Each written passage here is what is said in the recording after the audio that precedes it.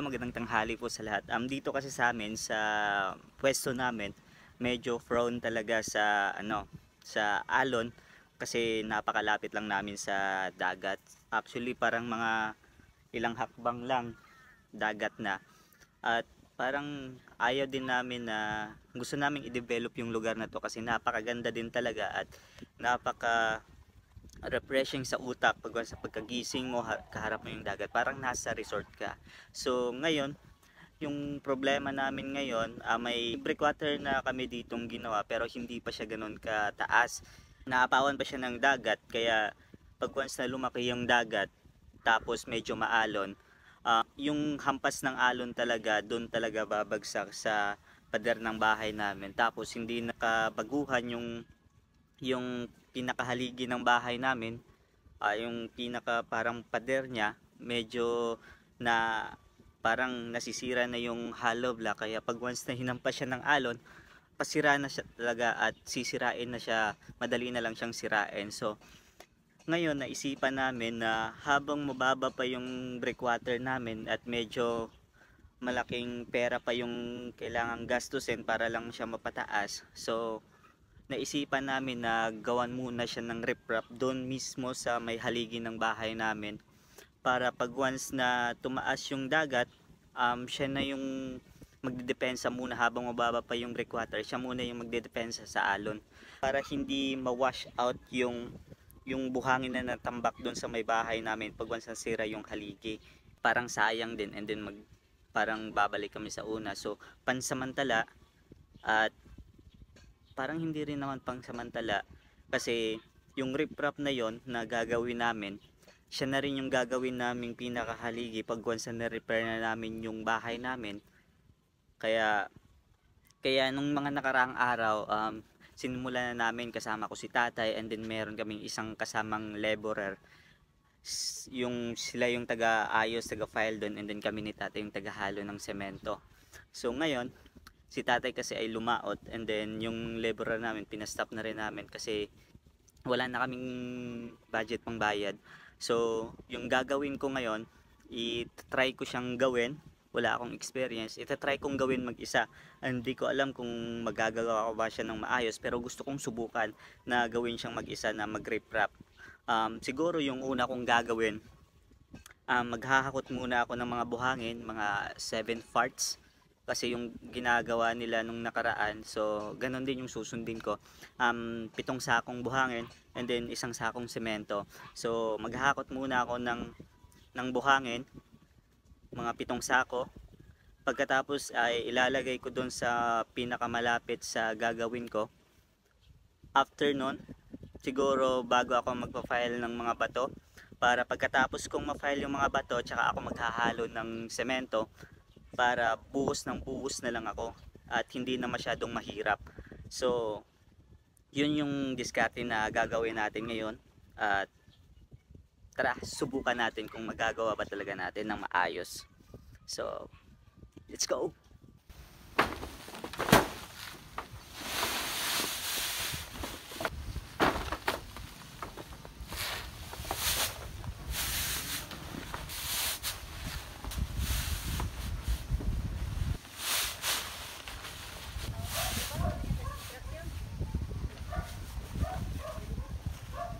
Muna tayong simento ngayon.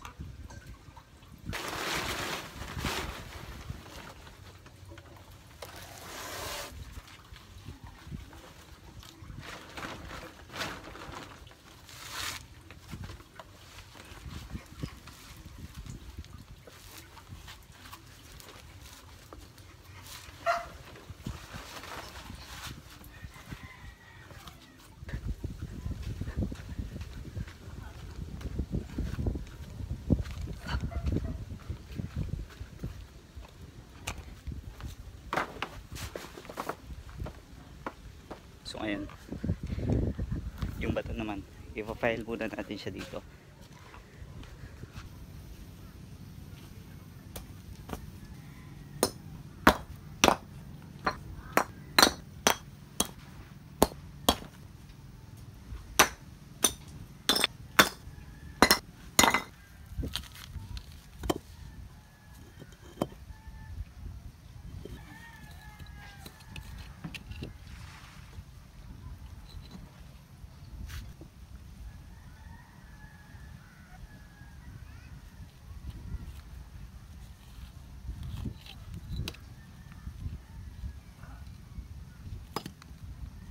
Yan pa lang po yung, ay yan pa lang yung file ko ngayon.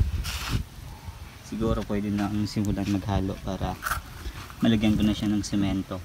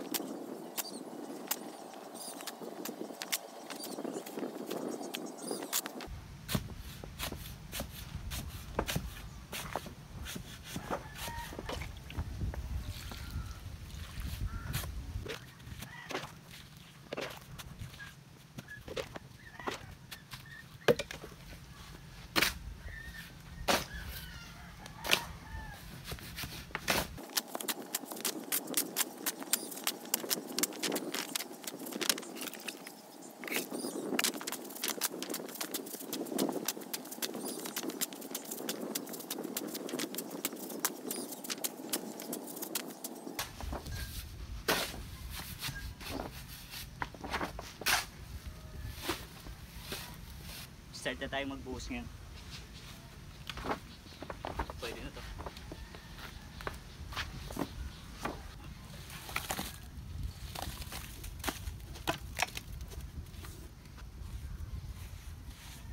Problema nito, wala tayong paleta. Kamay-kamay yung mamaya.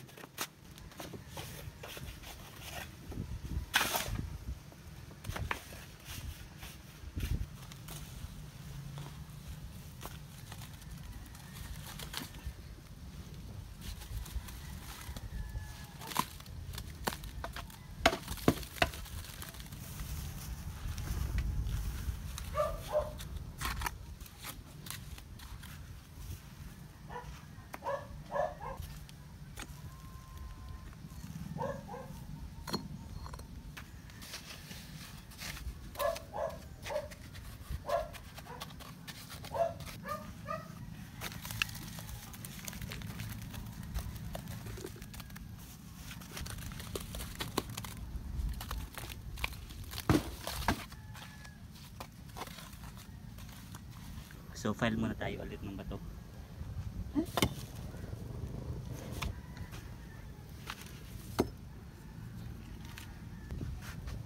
Buhos muna tayo ulit. Buhusan natin to semento dito sa kabila.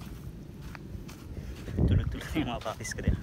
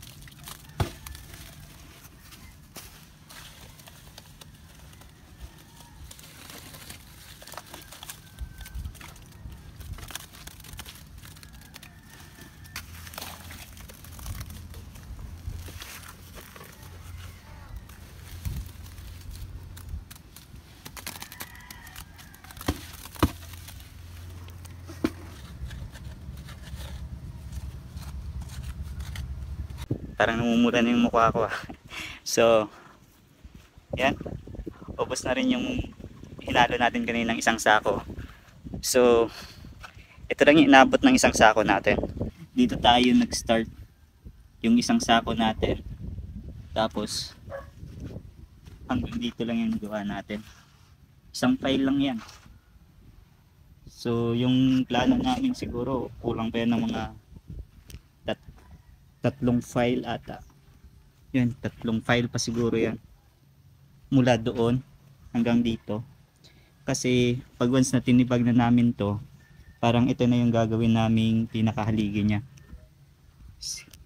Yan, mapapansin nyo. Ito yung dati, dito yan. Pantay yan siya. Tapos paglaki ng dagat, yan, tapos medyo maalon. Pasok yan dito hanggang sinira niya. Kaya tinakpan na lang muna namin ng yero, tapos sa loob tinambakan muna namin ng bato para yung mga natambak na buhangin doon, pag once na hinampas ng alon, hindi siya makukuha, para hindi na kami magtatambak pa ulit. Kaya ngayon, habang yung breakwater namin may mababa pa, mas minabuti namin nalagyan muna dito ng riprap, tapos kalaunan gagawin na namin siyang pinaka pundasyon niya or pinakahaligi niya, itataas lang namin yan. Siguro mga after mga 3 years, paunti-unti lang tataas at tataasan din namin yan yung breakwater. Ngayon medyo madami pa siyang basura kasi paglaki ng dagat, lalo na paghabagat yung hangin, dito talaga bagsak yung ano sa amin, yung mga basura. Kaya medyo nakakapagod talaga maglinis. Kaya paprojectin talaga namin yan na mataas yung breakwater.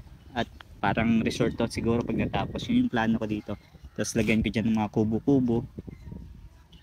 Pati doon siguro para at least pag once na medyo pagod ka sa buong araw, punta ka dito makapag-relax habang pinapanood yan yung napakagandang tanawin. So, hanggang dito lang muna sa lahat ng construction worker. Napakahirap po ng ginagawa nyo, kaya saludo po ako sa inyo. Mag-iingat po kayo lagi at God bless po.